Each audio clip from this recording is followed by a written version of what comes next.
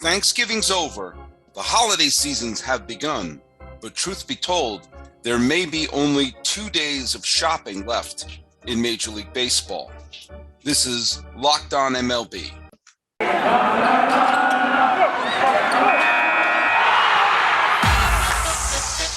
You are Locked On MLB, your daily MLB podcast, part of the Locked On Podcast Network, your team every day. Hello, baseball fans. Welcome to Locked On MLB, part of the Locked On Podcast Network, where it's your team every day. This is the daily podcast. We talk about all of Major League Baseball. I'm your host, Paul Francis Sullivan, as you can tell right there. You can call me Sully. Thank you for making Locked On MLB your first listen, as we're available for free on all your podcasting catchers. Today is the 29th day of November 2021. You can follow us at Locked On MLB Pods, same handle for Instagram. If you have a smart device, be sure to tell it to play podcast Locked On MLB, or check out some of the other great shows on the Locked On Podcast Network, including Locked On Bets with your boy Q, and expert analysis from Lee Sterling. You can follow me. I'm at Sully Baseball on Twitter, Sully Baseball Podcast on Instagram. So, hey, took a few days off. I hope we all were able to have a fun time at Thanksgiving. I didn't go too crazy in my eating, but I will admit I enjoyed the turkey that I had and some of the other wonderful things I had.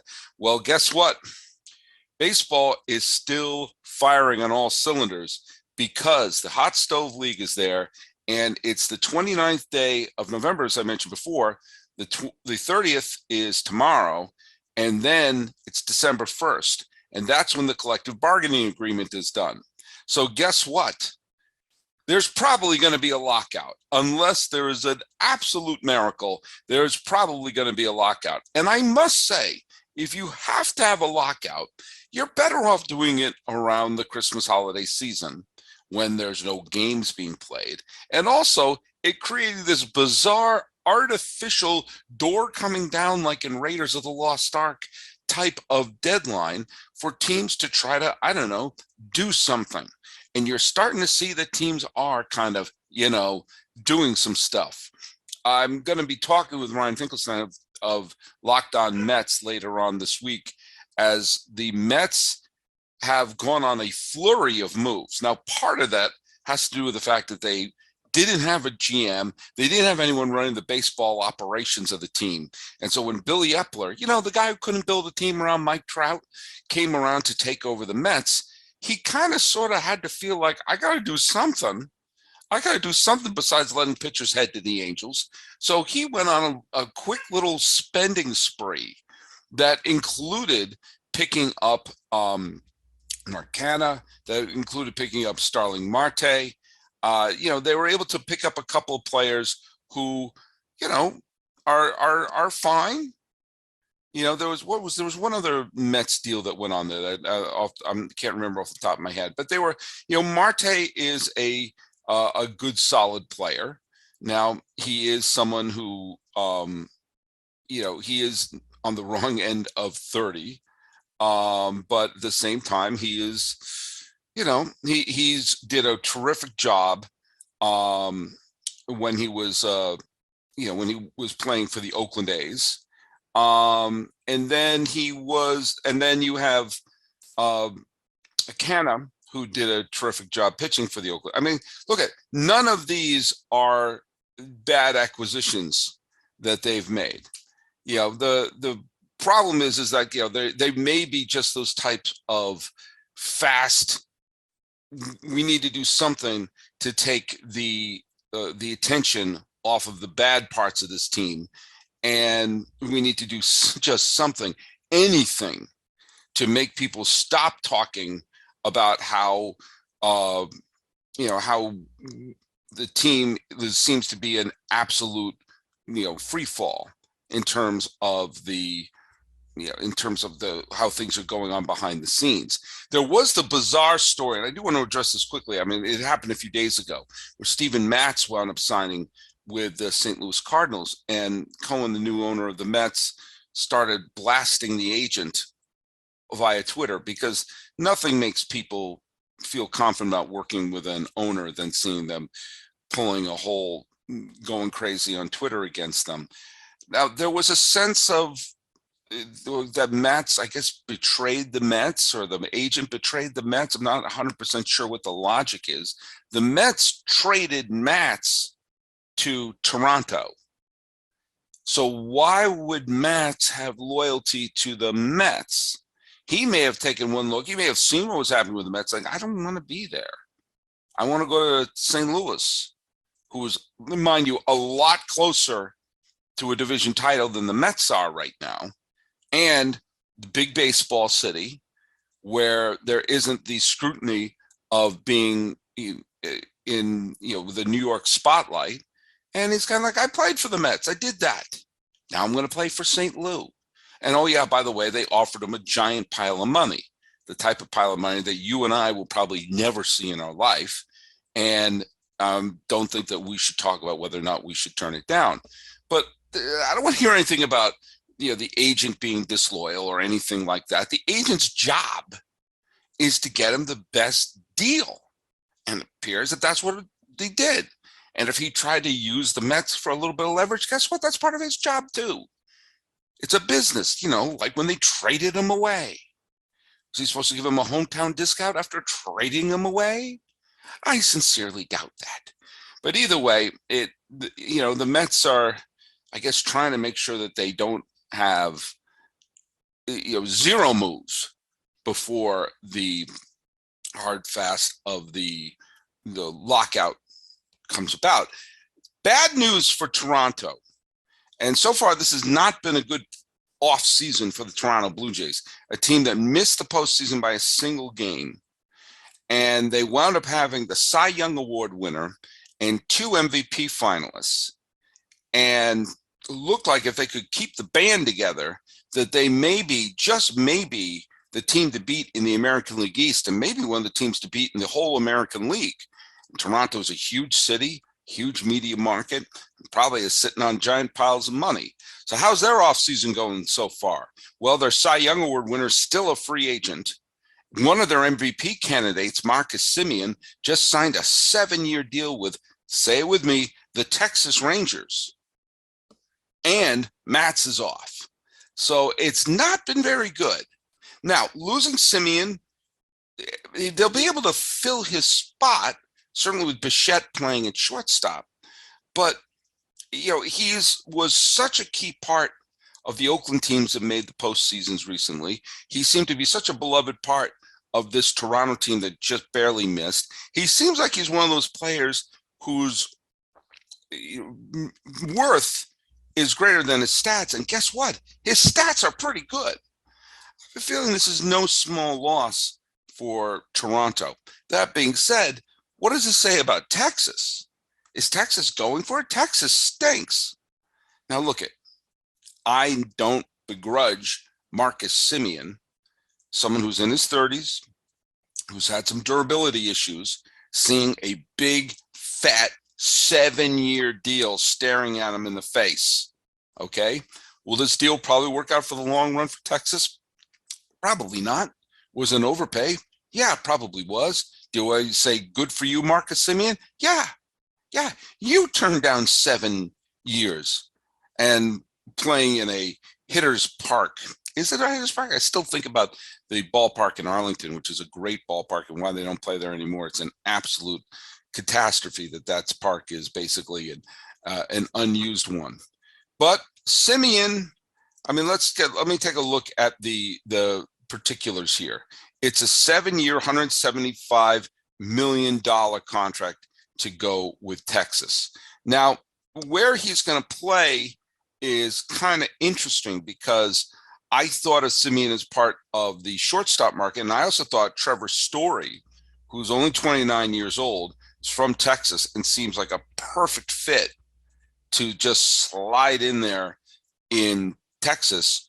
Well, they could still go for him, but they're definitely bringing in someone who's going to give their infield some depth for the next few years. The question is this, and again, I am not saying to Marcus Semien that he should not have signed this deal.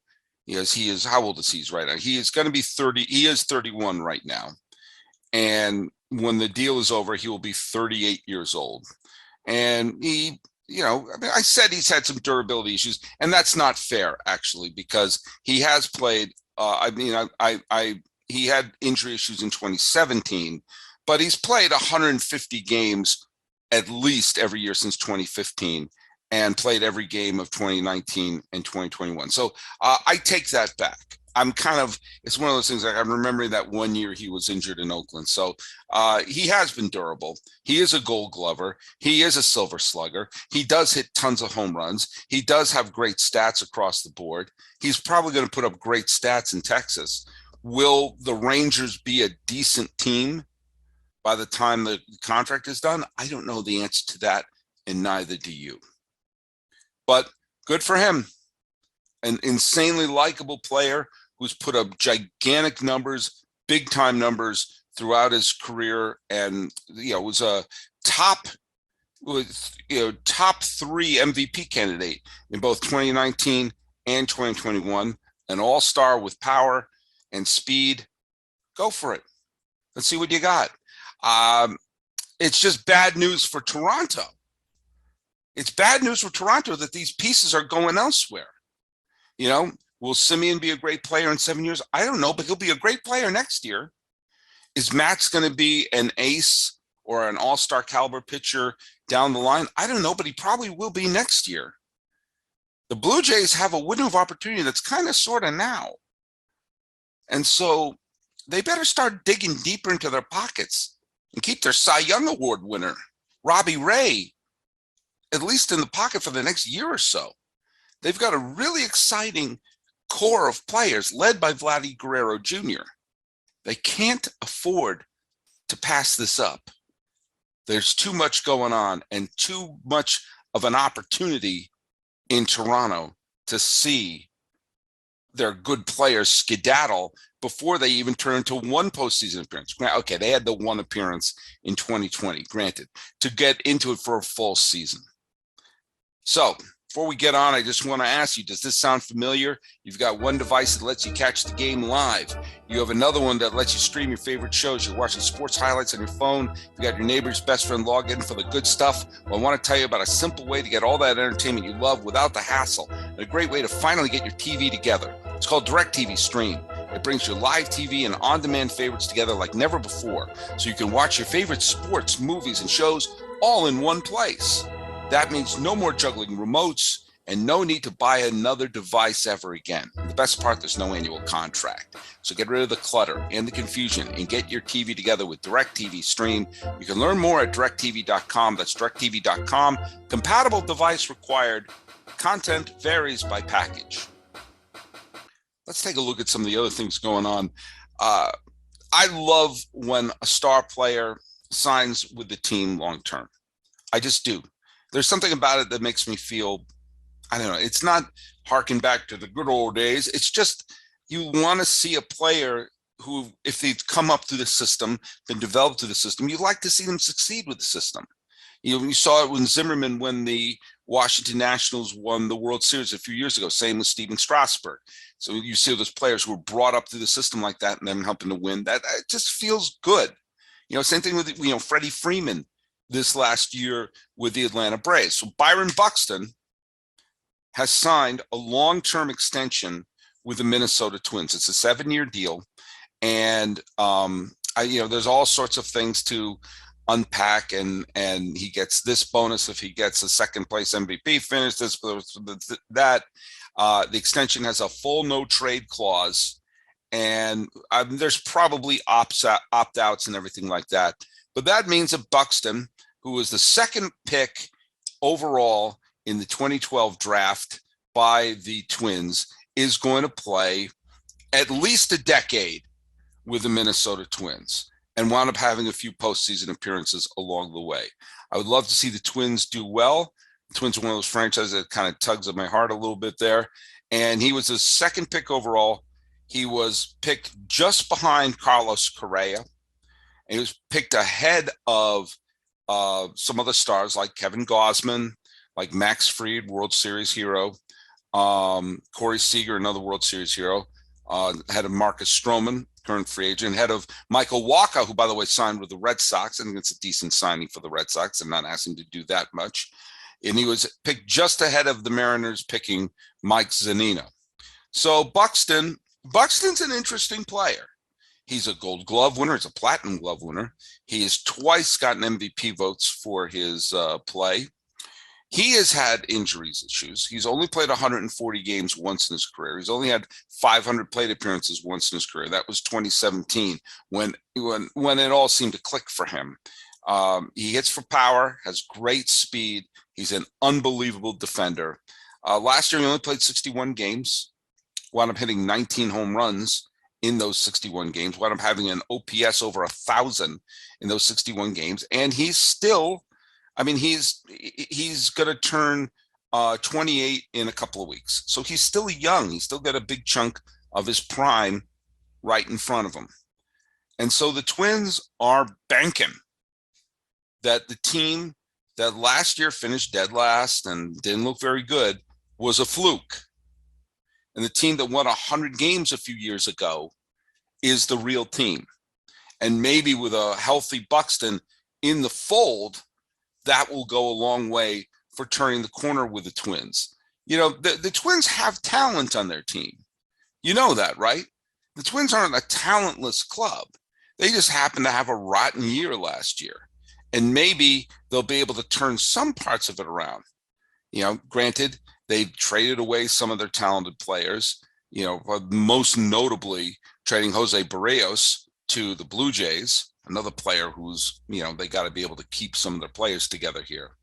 But it was a good, solid move for the Minnesota Twins to keep their homegrown star in the fold. I'm turning a light on in my room. It's starting to get a little dark here at the Locked On MLB Studios in Pasadena, California, overlooking the historic Rose Bowl. A couple other moves to report. Adam Frazier was dealt from the Padres. This was a trade. They traded away, you know, two basically non-prospects, Ray Kerr and Corey Rozier. Kerr is a little interesting because he can hit triple digit in the radar gun. They're asking him to be a reliever. So who knows? Maybe they'll pick up a decent middle reliever on that. Adam Frazier is going to the Seattle Mariners, 90-win team with an eye at the American League West. The infield is already kind of set. They got J.P. Crawford. You had Abraham Toro, who they picked up in the Graveman trade last year. Ty France, Dylan Moore is there, and you have Adam Frazier. Now, Frazier's an interesting person to put into this. He's not going to be an MVP candidate or anything like that. He's last year he had a very good half season with Pittsburgh and an okay half season with San Diego. He was an all-star, and when he was picked up by the Padres, it really looked like he was going to solidify a playoff infield. It didn't turn out that way. He's got some pop. He's got some speed. He's a decent hitter, and he brings depth to that lineup. You know, he's not a difference maker, but one thing that we've learned is if you go up and down the lineup and you can check off, well, that's not a bad player, that's not a bad player, that's not a bad player, and you start to do that and go, we got 9 not bad players, that can go a long, long way in making a team like Seattle, who also just barely missed the playoffs last year, be in a position to actually play in October. There was a rumor going around. John Morosi of MLB Network was saying that the Angels and the Reds are both playing footsie about Luis Castillo. Now, look, I'd love to see the Reds contend, if for no other reason than to see Joey Votto back in the postseason, one of my favorite players. I hope the Reds keep Luis Castillo. A couple of days ago, it was said that Castillo is off limits, which means they're definitely going to trade him. The guy who says durability, you know, he's pitched 187 innings last year, which these days is a workhorse, you know, has a low ERA, is a quality pitcher, and is exactly the type of pitcher that the Angels need to put together a decent team around Mike Trout. Do you trade Adele or one of their top prospects for him? I kind of say yeah, because I mean, no offense to Adele or any of the other prospects they're throwing in, but you can get an outfielder. Outfielders are available. You can pick up an entire new outfield. Just ask the Braves. It's harder to find a workhorse pitcher. Just ask the Angels.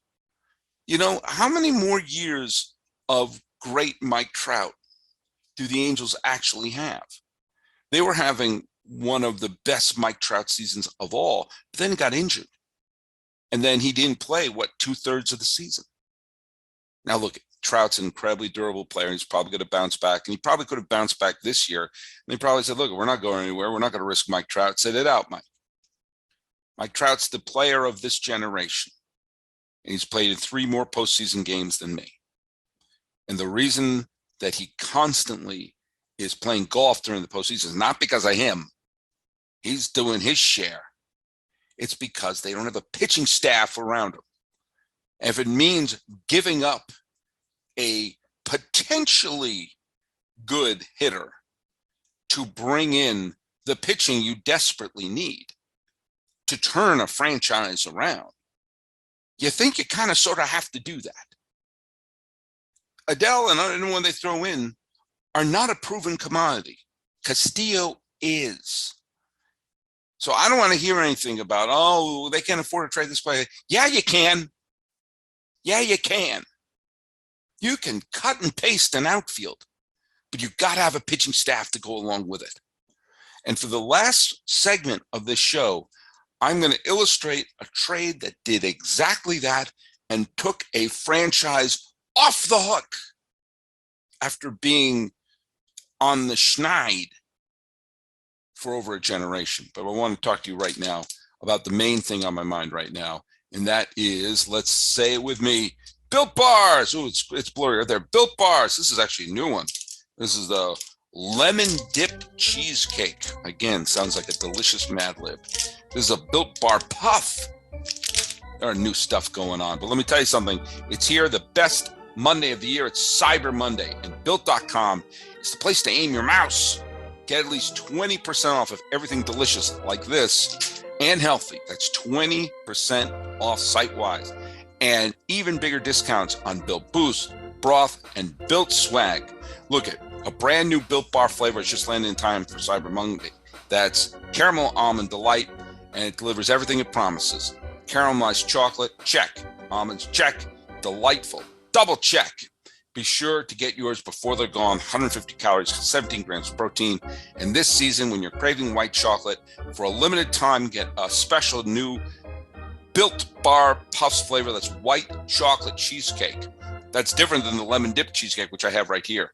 The yummy protein treat filled with marshmallow center, covered in white chocolate, 140 calories, 17 grams of protein. 'Tis the season to save and to give your taste buds the gift of Built Bar.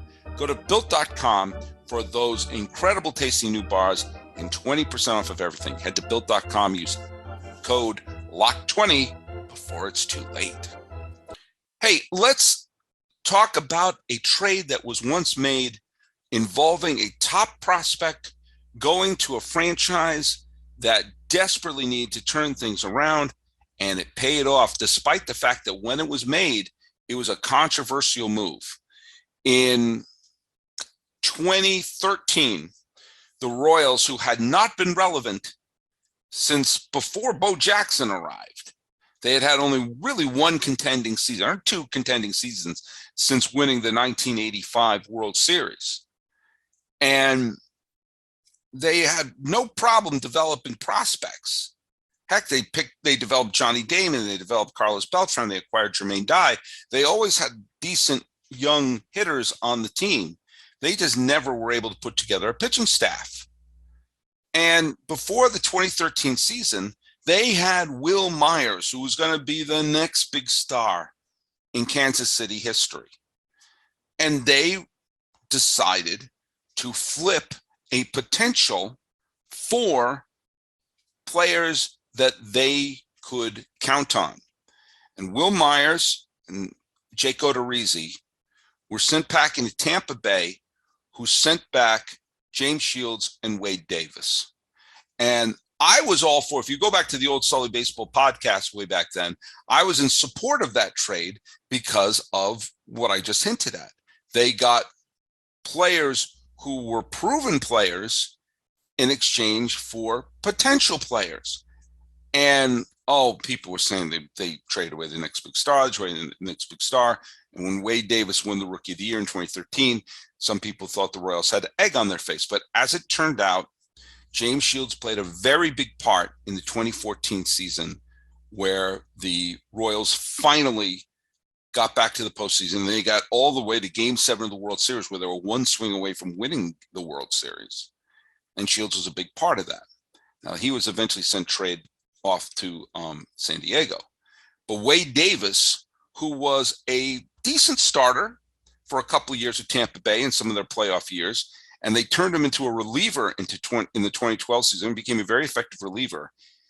With Kansas City, had one season when they tried him out as a starter. He flopped, and then 2014 and 2015 became an unbelievably effective relief pitcher. Finished with a 1 ERA, 1 in 2014, and decided to lower that in 2015 with a 0.94 ERA. In 2016, his ERA ballooned to 1.87. He just did not let up runs. In those 3 seasons, he finished the season with single-digit earned runs, okay? He was a setup man for Holland in 2014. When Holland got hurt, he took over the closer role and became an unreal force, and I think was the best player and the difference maker of the postseason in 2015. And I wasn't alone in that, as he won the Babe Ruth Award as the MVP of the postseason. He pitched 25 innings in the postseason for the Kansas City Royals in those 2 years and allowed 1 run total, just 1. And was an unbelievable difference maker. When he came in the game, it was over. When he was a setup man working with Holland, he shortened the game. When he turned into the closer, it was done. You weren't going to do anything. The Royals didn't have a superstar ace. They just chipped away enough runs, handed to Wade Davis. Now, Wade Davis announced his retirement after a wonderful career. He wound up pitching 13 seasons in the major leagues, pitched in the postseason with the Rays, also with the Cubs and the Rockies and Kansas City, of course. Finished his career last year with the Royals. Was not very effective. He was done. He was cooked. And he probably looked up and said, all right, this is a good place to finish, and where he had his greatest triumph. He was the pitcher on the mound when the Royals won all 3 rounds of the 2015 postseason, including getting the final strikeout of the 2015 World Series in New York to clinch the World Series for Kansas City.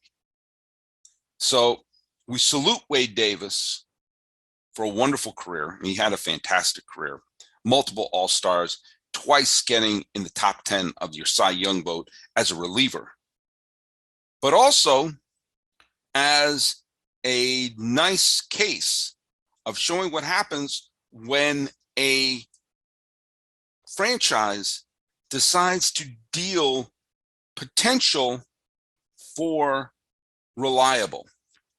Neither James Shields nor Wade Davis were superstars, but they were both good pitchers and good major league pitchers. So Angels, take a long look at what happened with Kansas City. They're off the hook. They're off the hook for at least another few years. Okay? They delivered a World Series title to their fans, and those fans for a generation will cherish that. Okay, in a few years, they better get off the schneid and put together another decent team. But at least a generation of Royals fans got to see their team win. And oh yeah, by the way, on their way to that pennant in 2014, they eliminated the Angels. Just saying. Just saying. It's been a little while since the Angels have played in the postseason. And the last time they were there, they were shut down by KC. So Angels, think about it long and hard. Do you cling to your prospects, or do you try to get something that you can rely on? You got the superstars. Don't waste it. Go for it. If Joe Adele turns into the next superstar, he might turn to the next Will Myers, who, by the way, is a fine major leaguer, but he's not exactly worth keeping instead of a World Series title. I'm just saying. And better make those moves soon because pretty soon we got a lockout. So thanks once again for making Locked On MLB your first listen. Not sure why my ring light isn't working right now, but you have decided to continue it anyway, even as the shadows are creeping across my face, just like the shadows of a lockout are looming across Major League Baseball. See how I tied it together? Hey, when you're done making us your first listen, make Locked On Bets your second listen. Get all your gambling needs with your boy Q and great analysis from expert Lee Sterling. Talking about the moves going on as the doors are closing potentially. This is Locked On MLB for the 29th day of November 2021. I'm in the shadows. Your host, Paul Francis Sullivan. Please call me Sully. That was pretty spooky.